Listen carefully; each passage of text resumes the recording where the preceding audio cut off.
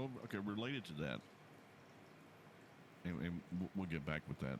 But did Jesus die for everyone, or did he die Oh, for the Jews? uh-oh. No, you trying to bring out the Calvinism in me, aren't you? No, not necessarily. I'm not talking about limited atonement. I mean, when Jesus came to this earth, was his purpose to die for the Jews, and subsequently he would die for everyone, right? Hmm. But at the very beginning, it was his purpose coming here. Was it to die for everyone, or to die for the Jews?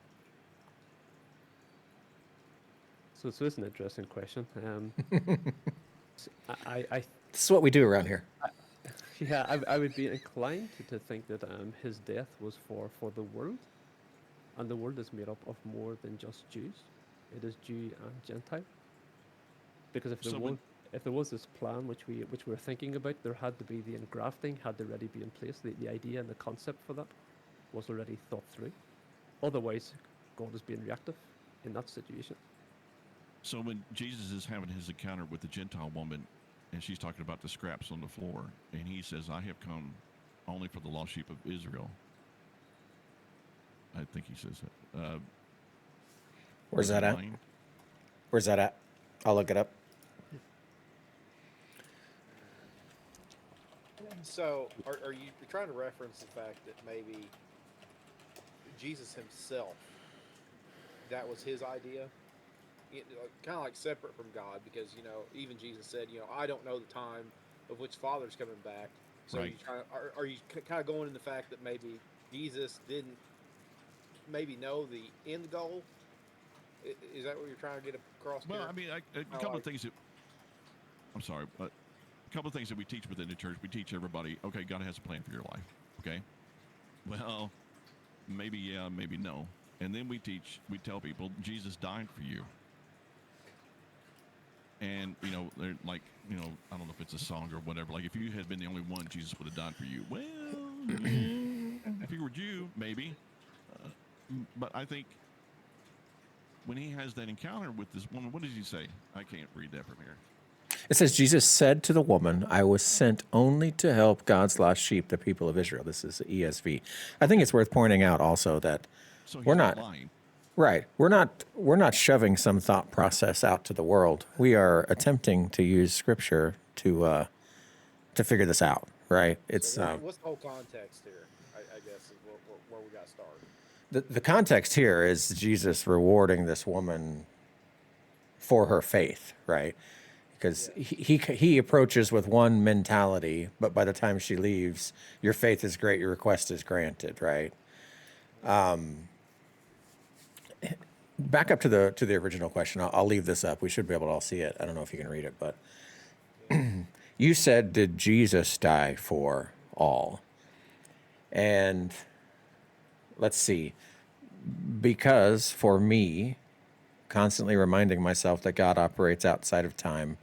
God already knew what was going to happen to the Jews, right? He already knew what was going to happen with Jesus' death and burial and resurrection, and he already knew what was going to happen after that. I think God's plan for that was more than Christ dying for Jews. But did Jesus know that? I don't know, right? There are things that Jesus didn't know while he was human. Yeah, I mean, Jesus cried in the garden talking about, hey, if there's any other way we could do this, let's do it. Yeah. Right. So that's a human side of I it, think obviously. as far as God's plan for Christ and salvation, Jesus died for eventually everyone. And because God knew what would happen, I have to wrestle in my mind that he probably died for controversial. He died for those that will follow him. He died for his friends. Okay. So, what's your answer? I think that even though Jesus was sent, as he says right here, sent to help the lost sheep of Israel, right? I think God's plan was always to be grafted in anyways, right? So the idea of Christ's death, burial, and resurrection was for all that follow Christ. That's how I'll say that. So you're saying here that Jesus is either lying or he didn't know. Yeah, maybe Jesus, as 100% God, 100% human, didn't know the full plan here. Did he not? I have to believe that Jesus, claiming to be God, knows when the return will happen, right? But he tells his people, as he's 100% human, that nobody knows that, not even him. So there are things that's being withheld from Jesus during his ministry, I guess. Well, we just have this grand concept that God so loved the world. We have that from John. And so God so loved the world, which, by the way, John says, do not love the world or the things in it. Well, it's the same Greek word, but we just making up different meanings for it. That's Is he using the same something version? else. Is he using the same Greek word there for world, or was that more of a nation? Cosmon, yeah, K-O-S-M-O-N. Oh, okay. Cosmon. So, but we always tell that Jesus Christ died for the world. And I don't think that's necessarily the case. Now understand, because all the texts that are written were written 50 or 60 years after the resurrection of Christ, and several years after the gospel had gone to the Gentiles. So now they see the big picture. But at the time, I don't necessarily think it was the case. I think when Jesus says this, I've come only for the lost sheep of Israel, I think he meant that exactly. The salvation, he came to die for the Jews, to reconcile them to God, and then we were grafted, as Paul talks about in Romans 11, then the Gentiles were grafted in because of the disobedience of the Jews to make them jealous. So this concept that we teach within our churches, that Jesus came to die for everyone, is technically accurate, yes, but not the original intent, maybe. Well, yes, it was. I mean, his his death results in our only way to salvation, right? As a Gentile. So it had to have been part of the plan. But if we're to say that God had a plan in Jesus that failed, and therefore he had to graft instead, we're stepping on our own tongues there from the other things we were just talking. I would never say that. Easy, calm down.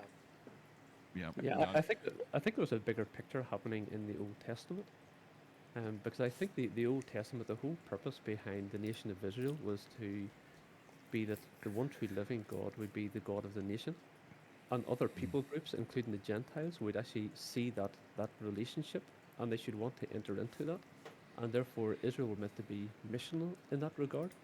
They were meant to be bringing them in, making proselytes, whatever you want to call them. And that was meant to happen. And because that didn't happen, that's why many of the prophets would have wrote about, you're actually bringing dishonor upon the name of God. Because unless God is with us, unless he goes before us, we're just like every other nation. And because of that, that's where they were falling and entering into their sin, which is the whole premise behind the book of the Judges. They fell into sin. They needed a deliverer to bring them back onto the right track again. And then they've done the same thing over again. It was just the same scenario over and over, because they weren't fulfilling exactly what God wanted them to do. So therefore, I think that the atonement, the atoning blood of Christ, is for all mankind. I do believe it's for the world. Sometimes I think we can get really pernickety about the way that we define a word, and the same word is not used in the same context everywhere we read it. We've got to be thinking about the context of the passage. Right.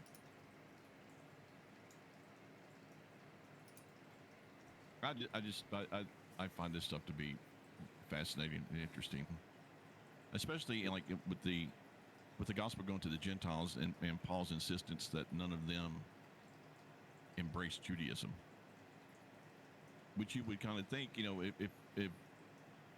if God wanted all of us to be part of that nation of Israel, why not the conversion to Judaism? Why did they not push that when Paul's very adamant, especially at Antioch,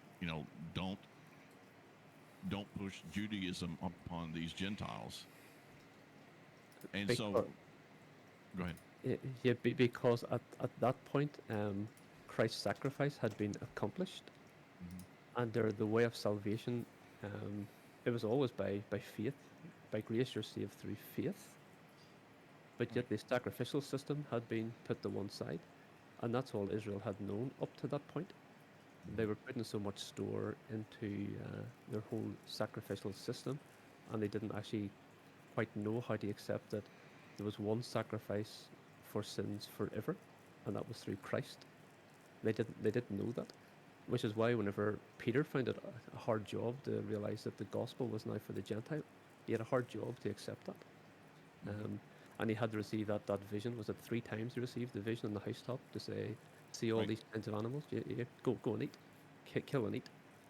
But he couldn't accept it because he was saying, from my youth, I've never done that before because the law told me not to.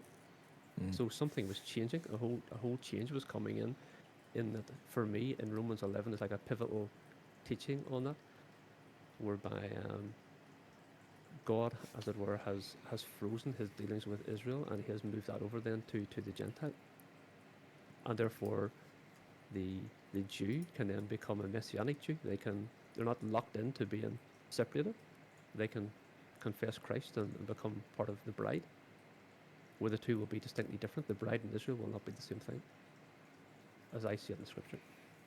I really don't see the purpose of Messianic Jew. I just fully embrace Christianity. I mean, why do you hold on to that? What's the purpose of holding on to that?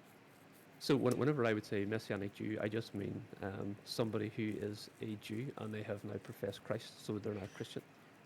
Oh, Right, right. But there's I guess that there's a whole group of people that consider themselves Messianic Jews. Do they still uphold to a lot of Old Testament law with their newfound Christianity? I guess I don't know enough about them. Yeah, me neither. But I've never met one. I suppose the big issue with Israel, they still have a certain degree of their ceremony, and they still have a certain degree of their whole legalism, which is still in place. And really what Peter was having to learn is a lot of this has got to be put to one side. And Peter, they get into the whole debate about circumcision. Was that still necessary? Were those tenets still necessary to be a Christian? I mean, that was all teased out through the book of Acts. Because that was the infancy. They were learning something new. Something had changed. And they're trying to adapt to that. Well, I think that the early church, especially in Acts chapter 2, when Simon Peter does his message, he's doing it to Jews who have come to Jerusalem. And I think you see the church is very content. That's the issue with Simon Peter going to the household of Cornelius. That's why it's such a significant event, because you see the church, he's laying out on a rooftop. All right. This is 15 years, several years rather. I don't know how many years it was exactly, of the church in Jerusalem, and they're very content with the church in Jerusalem and this gospel going to the Jews, and there's no intentional effort on their part to get it out to anybody else. And I think the reason is because they, at that time, felt that it was only for the Jews.